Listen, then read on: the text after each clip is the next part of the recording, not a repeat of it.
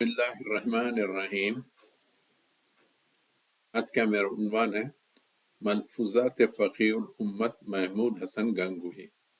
بہت ہی ضخیم کتاب ہے اور اس کتاب کا انگلش میں بھی ٹرانسلیشن ہو چکا ہے۔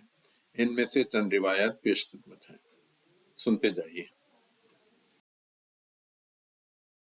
کو جب جنت سے نکالا گیا اور وہ زمین پر آئے تو انہوں نے اپنے منہ میں ایک انگوٹھی چھپا لائی، اور زمین میں آنے کے بعد وہ انگوٹھی حضرت سلیمان علیہ السلام کو مل گئی۔ اسی طرح وہ اپنی مسواک ساتھ میں لے کے آئے، اور وہ مسواک یہاں پہ آنے کے بعد حضرت موسیٰ علیہ السلام کی لاٹھی بن گئی۔ اور جس پتھر پر وہ سر رکھ کر آرام کرتے تھے جنت میں، وہ پتھر یہاں پہ دنیا میں آ کے حجر اسود بن گیا۔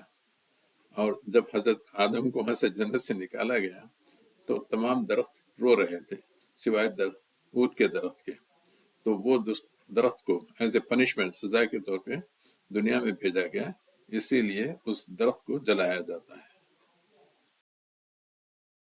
اور ایک دوسرا قصہ سن لیجیے کہ امام محمد یعنی امام ابو حنیفہ کے شاگرد سے پوچھا گیا کہ لڑکا لڑکی میں نکاح ہو گیا، یعنی خط کے ذریعے، دونوں نے ایک دوسرے کا چہرہ تک نہیں دیکھا، مگر ان کو لڑکا ہو گیا بچی عورت کو، یعنی ادھر سے نہ ادھر گیا نہ وہاں سے ادھر آیا آدمی۔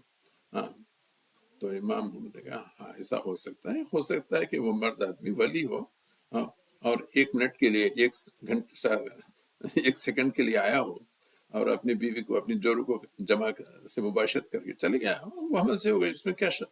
ہاں ہاں، ولی ہے، ولی آ سکتا ہے، اور 1 منٹ میں جو ہے نا 1 سیکنڈ میں کر کے چڑھ جاتا ہے چڑیاؤں کے معنی۔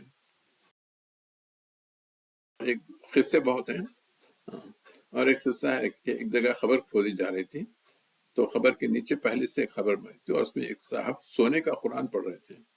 تو ان صاحب نے کہا کہ کیا قیامت آ گئی؟ لوگوں نے کہا نہیں قیامت نہیں۔ تو انہوں نے کہا اچھا ٹھیک ہے، اوپر پتھر ڈال دو اور اس خبر کو بند کر دو۔